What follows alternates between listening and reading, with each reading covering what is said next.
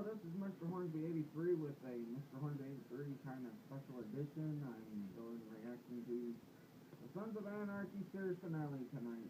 And I gotta start out by saying I actually clapped at the end of this episode because of how great it ended and how great the show was, period, overall. And, you know, usually sometimes when I clap for something, I'm either doing it to goof around or it's something that I really thought was great, like with actually David Future Past. I clapped at the end of that movie, clapped at the end of this show, which, you know, was a very great show, and I'll even make it a surprising remark about another show I love from FX. I will also probably mark out about how the episode ended, but, yeah, so I'm gonna get into it. The episode starts out, Jack, getting prepared to tie up loose ends, prepared, getting everything out of the way, cleaning the slate, so I guess that his boys won't have to have any recollection of this life. Although, as you see at the end, something was still available. And he goes to the cemetery to see his dad's tombstone. And he goes to Tara's. He puts his Sons of Anarchy rings on top of his dad's tombstone, John. And then he goes to Tara's, puts his wedding band on her tombstone and kisses the tombstone. And then we get into everything else that was, going to get tied up. Jack, I believe, went to talk to the rest of the club. He let Tibbs know what was going to happen. That, they had to make the mayhem vote. I guess Tibbs told Tig about it because Tig knew about it by the end of the episode. And I gotta say, first of all, this was a great finale. And a lot of people know how big of a fan of The Shield I was. I've mentioned it numerous times. Kurt Sutter also worked on that as a writer. But it was better than the Shield finale. And, the Shield finale kind of left me like, I loved it, but, he did have to pay for the mistakes he made by not anything major except for not seeing the kids and what happened to Ronnie at the end of that. If you've never seen the show, go back and watch it. It was a great show. Kurt Sutter did excellent writing on that. The character he was on that was also as great as the character he was on this, which he was Otto on this, and he was Margot Kazarian on this. But, Jack went, tied up everything, took care of Mark, but you know what? Honestly, I have to say, that was the best part of the freaking episode, because Mark's had it coming. What he did to Bobby, what Pope did to Tig, Mark's had that coming. Because, Mark was, Pope's right-hand man. Well, he had that coming. What happened to Peter Borla's character, he deserved, because he ratted him out and caused Jack to make the biggest mistake of Jack's life when he killed Jerry. And, that catches up with him at the end of this episode, which I'll get to here in a few. I also want to get to the stuff with, what happened with him and Nero. He eventually tells Nero what happened. He lets Nero know Jim is gone. He's telling Nero, to, take some paperwork he got ready at the beginning of the episode, which is playing right now, and, he, tells him to give all that property to her, tell her to sell it, give it to Wendy, tell her to sell it, so, she can get his boys out of Charming and away from the lifestyle of being a son. But, there was so much that happened in this episode, I can't, completely break down every single part of the episode. That's what I'm trying to break down the key points. He, basically Jack said his goodbyes to everybody. He said goodbyes to Opie's wife. Said his goodbyes basically to Wendy and his boys. He said his goodbyes to Nero and Chucky and the rest of the club. And he went and told the DA, which played with B.C. Pounder, which I love her as an actress, and I really loved her playing Amanda Waller in the Justice League cartoon. I don't know why they didn't bring her back to Beware of Batman, because they had Amanda Waller in that, but she wasn't what she was in the Justice League cartoon. But, he tells her what happened. He tells her where Gemma and Wayne is, Wandsworth or whatever, and pretty much knew it. And I didn't expect this when the season was getting ready to start. I made a prediction. Everything I predicted, basically came true. But I didn't expect it until it got toward the middle of the season when he killed Jerry. I'm like, well, you know what? Jack made a very big mistake. Jack's gonna end up dying. Which, you'll hear that, and if you've seen the episode tonight, you see that's what happened. But, it wasn't him facing Mr. Mayhem. Well, in a way, it kind of was. But, he told Chiv, then, like, at the end, after he killed Mark, he killed, Peter Brilla's character, he talked to CCA Pounder, said his goodbyes to everybody, and, it pretty much came down to the club was supposed to kill him, but they didn't. None of them could bring themselves to do it. Tig couldn't do it. Chib couldn't do it. Happy couldn't do it. Nobody could. Rat Boy couldn't do it. They just couldn't.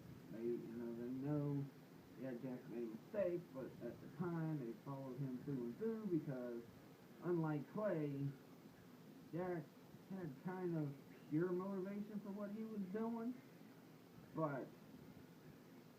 and it wasn't about greed and money like it was with Clay, which I thought was a pretty long time for them to kill off Clay after everything came out, why it took so long, the struggle with Bobby and all that, and pretty much Jerry breaks it off with Chiz too, and I guess you could say he threatened her.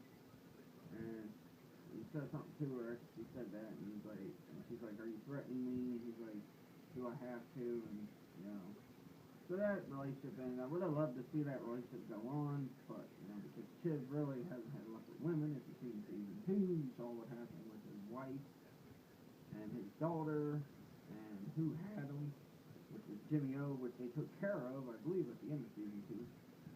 It might have been season 3. I don't know, but I think it was season 2 because no, yeah, it was season 3. End of season 3. Season 2 ended with Abel getting kidnapped. So, pretty much, I gotta say, this show really was a great show. Kurt Sutter was, a genius, and I thought the stuff he did on S.H.I.E.L.D. was genius, and his acting ability is great too. I mean, what he did as Margos on the S.H.I.E.L.D., what he did as Otto on Sons was, just amazing and brilliant, and sad to see the show end because I don't know if FX has any show that can top them two shows because you had the S.H.I.E.L.D. run, which was great. You had the Sons of Anarchy run. I mean, you got stuff like Americans and that, but I don't see them at the level that Sons and S.H.I.E.L.D. was. And honestly, I have to say, Sons, I never thought I'd say this about any show over the S.H.I.E.L.D. because I love the S.H.I.E.L.D. a lot. It showed how crooked cops can be, especially in LA and New York and that, but it was based in LA, but I have to say, Sons of Anarchy was a little bit better than the S.H.I.E.L.D. I mean, the ending, S.H.I.E.L.D.'s final season wasn't really what I thought it would be. Sons of Anarchy's final season was what I thought it would be, with amazing chaos and greatness in this show, a lot of action. S.H.I.E.L.D., it kind of, I think they just were like, come on now, all these spectacular seasons we've done prior to this, But, yeah, I mean, I believe I got into it around episode 3 of season 1, got into Sons of Anarchy. Now, episode 3 of season 1, because that's really when the show started picking up, because the first couple episodes, it kind of wasn't, it was still introducing, it wasn't, as good as the rest of the beginning of the season and all that, and, I mean, it was, I know I've said it a million times already in this video, but the show is just great.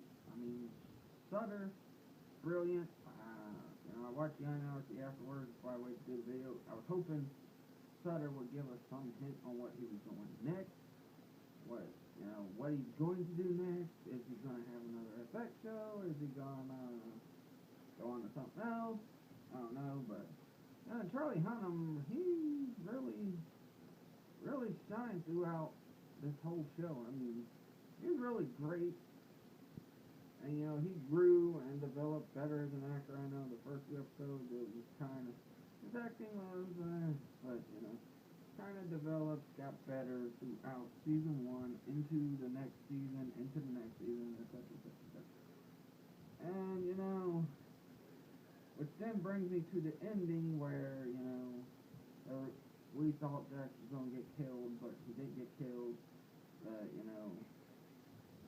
The Chib shot Happy in the arm. It was all part of their plan to make it, tell the other clubs all he got away. And we tried to kill him and he ran. And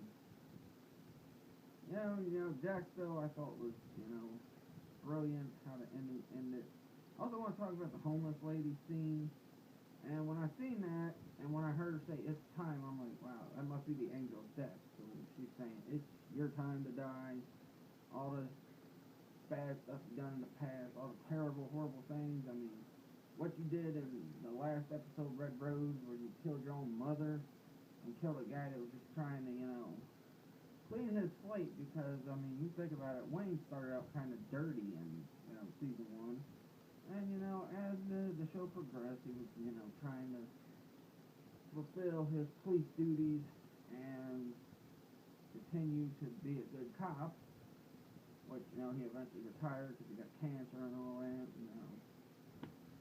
So and the guy I think he was hoping that would freaking replace him got killed, I believe, season 3, and it was his own brother's doing with his Hale. His own brother freaking basically had him killed, trying to make it look like it was gang violence, when it was really his brother, pulling strings so he could try to take that town over. And another thing I liked about what Kurt did with Sons of Anarchy is integrating former S.H.I.E.L.D. cast members into the show. It started out with Jay Kearns, who was obsessed with Tara. They had a relationship prior to that, and he was psychotic and crazy, and apparently him and Tara were supposed to have a kid, but she lost it, and I guess it caused her to go a little loopy. She went back to Charming, I guess for Jax's protection, because at that point, it was getting to the point where it was obvious Wendy was going to be on the picture because of her being a heroin addict and all that. And then they integrated, what's his name? Kenny Johnson. He was, a member of the Sun. Started out with a little feud with him and Tig, because, and I thought it was kind of a funny but stupid kind of, rivalry they had. Kenny accidentally let Tig's dog die, and I guess Tig loved that dog more than anything. I don't know. And then, they killed Kenny Johnson off.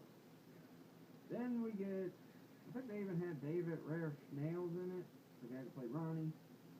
And I think he just went away because the cop he was working for, their case got crushed, so they couldn't do anything to his son.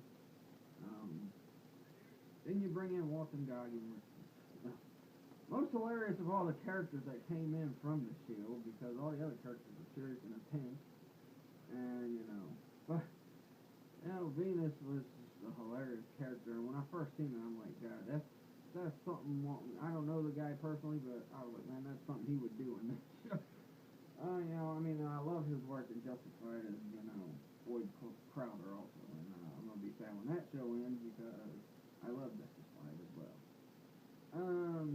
Then we get CCA Counter, which I guess that was the last character I thought they'd bring in from the S.H.I.E.L.D., but ironically enough, somebody else comes in, which I'll probably make a little joke about, the ending too. I'm not going to make fun of the brilliance of how the scene was, but I'm going to make fun of the, character.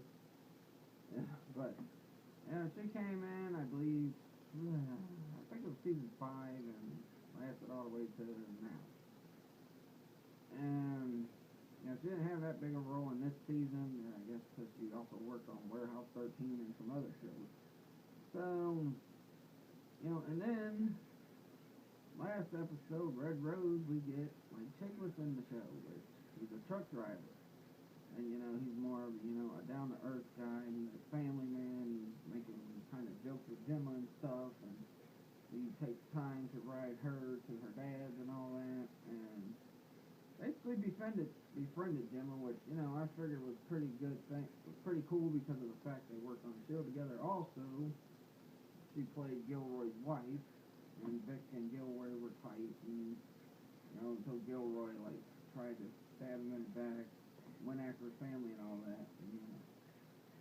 But Vic kind of stabbed him in the back first because he warned him about the mole in his, in his strike team at the beginning of the first season. Which, he got killed, and that's basically what that show was built around. And then, he eventually admitted it, but he didn't get in trouble for it. He did have to suffer being working at this job. But I'll do another topic on the show some other time, sometime probably next year. But and then when it ends, we see Jack. He's done left. He's like at the memorial where his dad got ran off the road by Clay, talking to the Stones, saying, I was trying to give the club the direction you wanted, and I ended up screwing it up, and ended up almost taking it down the path Clay took it, and then a cop, because Jerry put an APB out on Jax for because they had found out what happened to Gemma and Wayne, and they were gonna arrest him, I'm guessing. But he's like, screw it, I ain't got nothing else to live for, my club's gone. It'd be better if I do die because my club won't have to suffer for me getting away, which was their plant story. And so he shoots at the cop, which was played by a guy from Police Academy, the guy that played Tackleberry. I don't know his name in real life, but he played Tackleberry in Police Academy, which I thought was pretty cool. And he's being chased by a ton of cops, and you get another clip afterward where Chickless is driving the truck. I guess he's headed on like some kind of trip delivery or whatever. And as eventually Jack sees the truck, he's like, oh, here's a sign. Time for my life to end. And I get to go out on my own terms, unlike my father, who was killed by Clay because of what was going on with Clay and Gemma, and Clay was greedy, and his dad just wanted the club to be, something other than freaking money and power. And you see a bunch of crows flying throughout the whole scene, which was a brilliant thing. I also get to what popped up on the screen after that scene. And Jack just puts his arms out like this, and Chickless is like, oh Jesus, and it drives, and you hear the crash. You see, I believe, Jack's skull.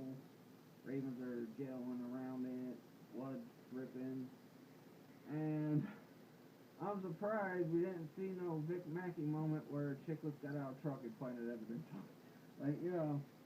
But, that was a joke I was going to make. I know it's a bit of a tastish joke, but, that's what, Vic Mackey did a lot on the show. He'd, kill a crook and then, plant the evidence. It's he had a gun, just like what he did with, Kurt Sutter's character, Martin. He's like, put the gun on him. You even get to do it in that crappy Shield game that came out, toward the end of the show. But, overall, show, all 7 seasons were great. My favorites were 2, 4, and 7. I liked 5 too, and 4 also had Danny Trejo and Anita Benitez, who played a major part in the Shield. Also, he was Aceveda. So the show was great. Sad that it ended when it did. It was a moving scene at the end where, Jack kills himself, but before that, you're seeing, Chev holding the president's patch, all upset. Pig got named vice president, and he's with Venus, which is funny. It's just, that whole storyline is just hilarious. I can't help but, crack out laughing every time I see it. But, You know, and then you see other club members sitting there looking sad, and, you know, and then when Jack dies, then at the end, you know, the poem pops up. It was, from Edgar Allan Poe, William Shakespeare, yeah. Sorry about that. But, yeah, William Shakespeare poem pops up. I said Shakespeare. I meant Shakespeare. It's late. I'm using that up this late.